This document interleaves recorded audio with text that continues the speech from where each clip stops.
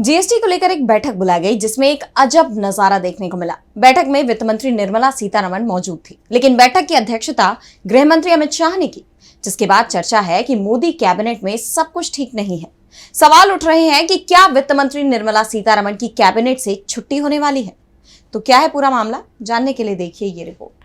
क्या मोदी सरकार में कुछ बड़ा होने वाला है? ये सवाल इसलिए क्योंकि बीते दिन जीएसटी को लेकर बैठक बुलाई गई और इस बैठक में एक अलग ही नजारा दिखाई दिया। वित्त मंत्री निर्मला सीतारमण की मौजूदगी के बावजूद बैठक की अध्यक्षता गृह मंत्री अमित शाह ने की, जिसे लेकर सियासी गलियारों में चर्चाएं तेज हैं। कई लोगों के मन में सवाल है कि जब वित्त मंत्री हैं तो फिर बैठक गृह मंत्री अमित शाह कैसे ले रहे हैं?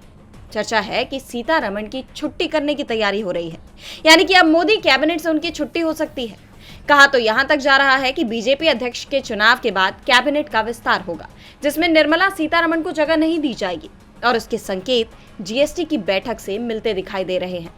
दरअसल निर्मला सीतारमण की नीतियों के चलते केंद्र सरकार के खिलाफ लोगों में गुस्सा भी दिखाई दे रहा है और इस गुस्से से बचने की कोशिश करती हुई मोदी सरकार दिखाई दे रही है और इसका असर भी अब साफ दिखाई दे रहा है जब जीएसटी की महत्वपूर्ण बैठक की अध्यक्षता अमित शाह करते नजर आए।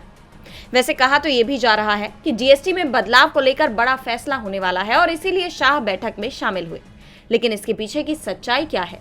क्या वित्त मंत्री की उनके मंत्रालय से छुट्टी होने वाली है या फिर मंत्रिमंडल से ही वो बाहर कर दी जाएंगी? ये आने वाले वक्त पर ही पता चलेगा। डीबी लाइव की रिपोर्ट।